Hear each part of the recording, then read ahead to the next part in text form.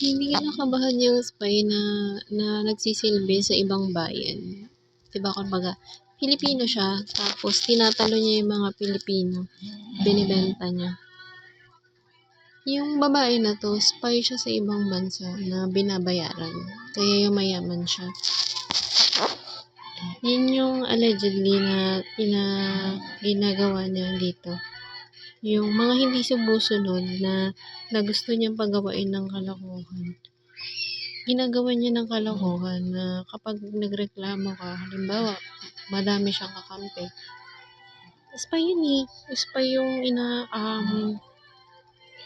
Spy yung trabaho niya. Di ba mayaman na siya? Halimbawa, rich kid siya.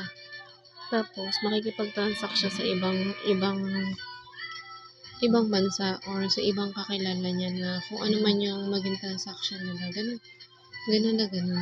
Tapos, may kakilala siya na magsasample. Hindi siya kinakabahan sa akin.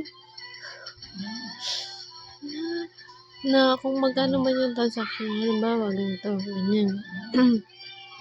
Halimbawa, binenta niya ako.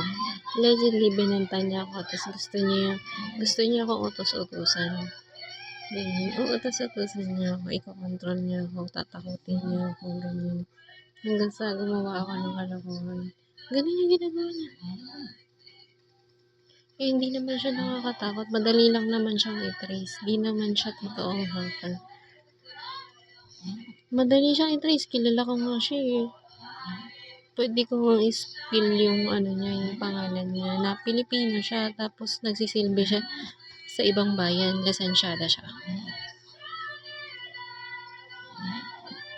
Na nagbenta siya ng tao. Or nagbenta siya. Binenta niya ako. Binenta niya kami. So, anong magagawa ko? Anong magagawa mo kapag tatanungin ko po yung authority, anong dapat gawin din? Kasi, patuloy siya na manakit-nakit eh.